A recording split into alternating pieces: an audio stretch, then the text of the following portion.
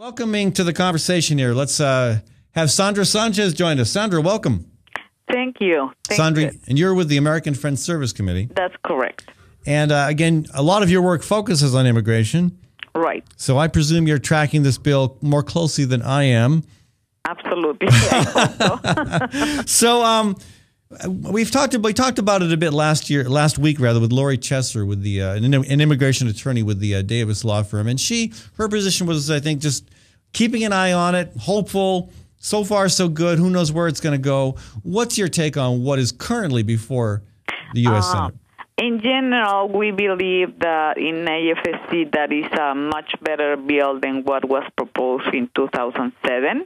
However, it has areas of concern related to border security and related to mandatory detention, filling detention beds in different facilities. And it's a contradiction because in other part of the bill, they are proposing to use some alternatives to mandatory detention. So it is a little bit confusing in that sense. So what are the concerns relevant to border security specifically? In my opinion, I think that the border is very secure as it is right now.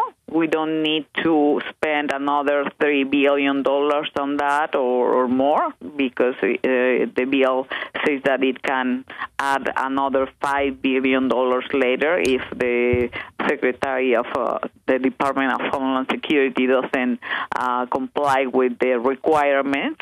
The requirements expect to have what they consider 90% security, but they haven't defined what they would consider a secure border. So when you say 90% security, what does that mean?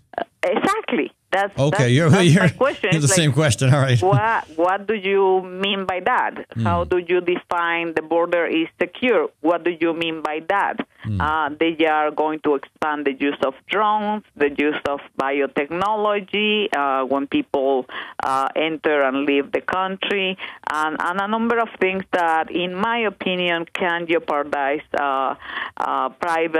privacy of citizens and residents, visitors, and so forth and so on, and also discourage many visitors to come in.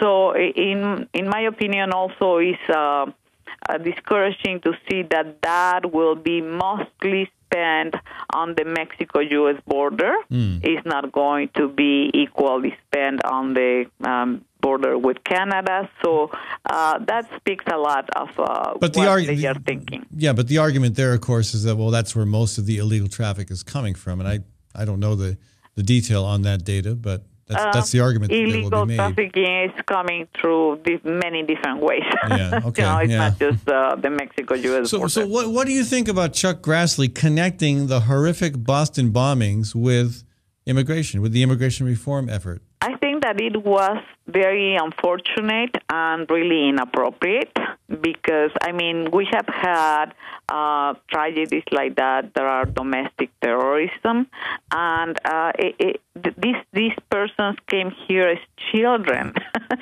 So making the connection that they brought that violence with them, to me sounds completely is a stretch of the imagination and completely inappropriate to connect it with the immigration reform bill. Well, to me, the Boston bombing feels more like a Sandy Hook or a Columbine or a young person who is somehow got so messed up. Right. That they can somehow justify doing this. Exactly. Exactly. This is not, and again, I mean, yeah, I know the older brother was Islamic, and I guess we'll never know his motives.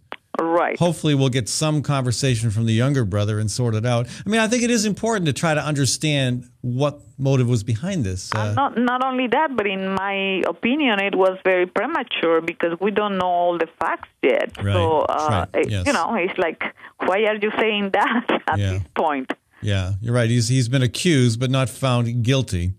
Well, let's say that he is guilty. Let's assume that he's guilty. It's a good presumption. We don't know the facts. We don't know what prompted them to do that. Yeah. Okay, so that may or may not have absolutely anything to do with being immigrants or not. Yeah. So what do you think Grassley meant when he said we appreciate the ability to talk about immigration, particularly in light of the events in Boston? I mean, what? I mean, I don't really. I don't get it. I don't get it, and I completely agree with your first comments that the Grassley I knew from years ago is very different than the Grassley that we are seeing today.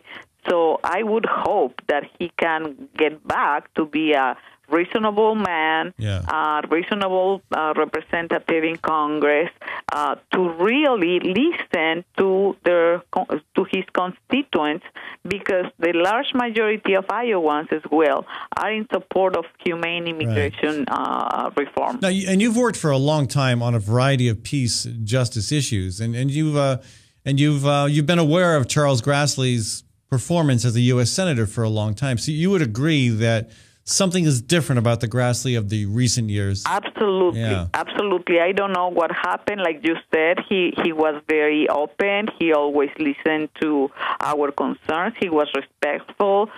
Sometimes we wouldn't agree, but he was always respectful and listening. And lately, we haven't been able to meet with him. We haven't been able to be heard.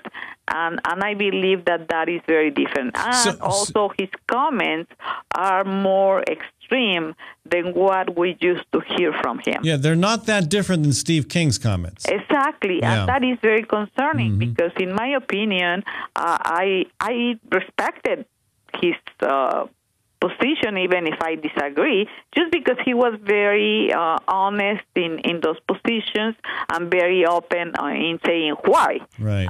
Now it just doesn't really make sense. So I wonder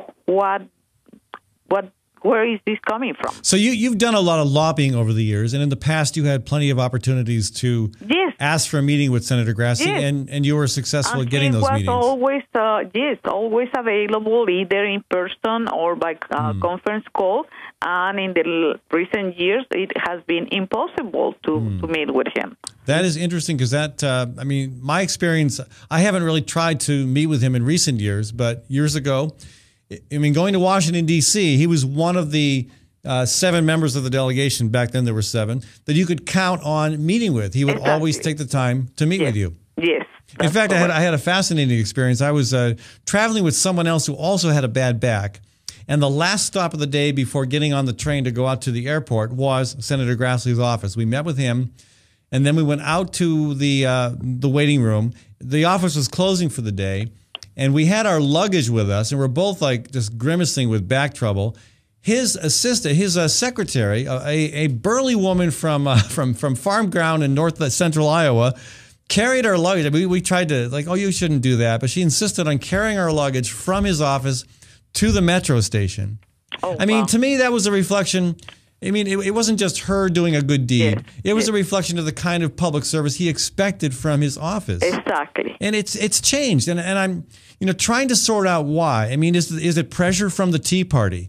Is he declining in mental clarity and physical health? I don't really know what it is, but I think it's clear to a lot of people that he's not the same senator we used to know, and that I once voted for. That is correct. And nevertheless, he's going to have town hall meetings next week. And we hope that through being in one of those town hall meetings, we might be able to be heard. There are several concerns that we have in regard to the bill that we want him to know about them. He has made certain comments that we believe will be in detriment of moving along this proposal, and we really don't want that to happen. This is our best chance to really fix what has been a very broken immigration system for decades. So we really need to pay attention to this, and we need his support to pass this in the Senate. Yeah, and again, it's not what you would call a great bill, but it's better than what we were considering in 2007. Absolutely. And this is 6 years later. Nothing has happened in the last 6 years. So, gosh, we gotta, if there's, if progress happens in increments, then Correct. this is a fairly significant increment compared to what we might expect. That is correct. And like I was saying, it's not perfect by any means, but it's definitely better.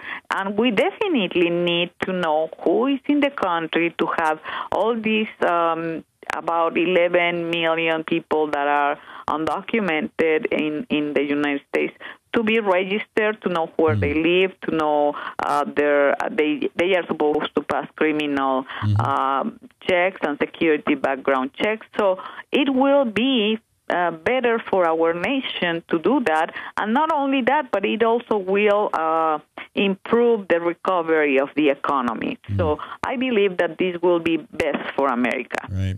Well, let's hope that that something continues to move forward. And again, if folks want to get more information about your work, Sandra, if they want to learn more about what's planned at the public hearings that Grassley has scheduled here in Iowa, where should they go to find out more information? We are in 4211 Grand Avenue, and our phone number is 515-274-4851, or they can visit also our webpage. It's afsc.org, Okay. and they can find all sorts of information there. Okay. And there will be also some actions. They can look us up at AFSC Sanchez for any recent action. Okay. That's AFSC as an American Friends Service Committee.org at 4211 Grand Ave. And again, the phone number is 274-4851, 274-4851. Well, Sandra, I hope people do turn out for that public hearing, and I hope you get a better response from Grassley than folks concerned about healthcare reform got from him years ago when he again, said this is going to be death panels for grandma. Right. Yeah. I don't want to give up on him yet. So hopefully he will change his mind. Yeah. All right. Well, hey, thank you so much for joining us. Thank you. Sandra Sanchez, folks. Bye-bye.